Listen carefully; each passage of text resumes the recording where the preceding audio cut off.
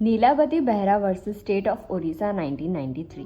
ये केस में ये बताया है कि अगर पुलिस कस्टडी में किसी इंसान की डेथ हो जाती है तो उसका रिस्पॉन्सिबल कौन होता है। ये केस लॉ में ये चीज़ बताई गई है।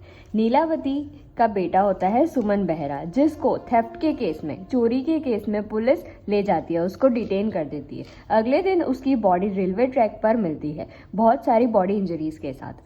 ये क्लियर होता है कि उसकी मौत कस्टोडियल डेथ है, मतलब पुलिस के बहुत मारने पीटने से उसकी डेथ हुई है। नीलावती बेहरा को ये चीज़ पता चलती है। फिर नीलावती बेहरा सुप्रीम कोर्ट में ये रिट पिटीशन फाइल करती है अंडर आर्टिकल 32।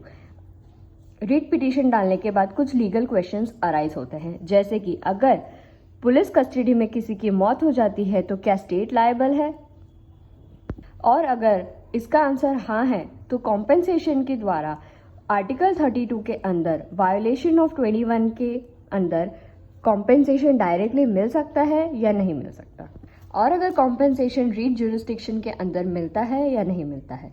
ये केस के अंदर आर्टिकल 21 का वायोलेशन हुआ था। स्टेट रिस्पॉन्सिबल होता है कस्टोडियल डेथ के अंदर। नीलावती बेहरा को 1,50,000 का कॉम्पेंसेशन मिला था। इस केस के अंदर बहुत सारे लीगल प्रिंसिपल आए थे। इसके लीगल प्रिंसिपल है कि पब्लिक लॉ के अंदर फंडामेंटल राइट का वायोलेशन होता है तो कॉम्पेंसेशन अलाउड है।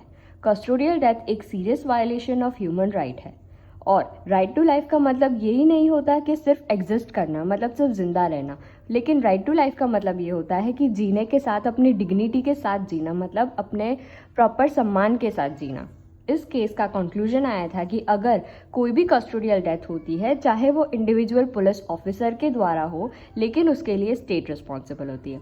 ये केस के जैसा और भी बहुत सारे केस है, जैसे कि Rudal Shah versus state of Bihar, Saheli versus commissioner of police, Joginder Singh versus UP, DK Basu versus West Bengal.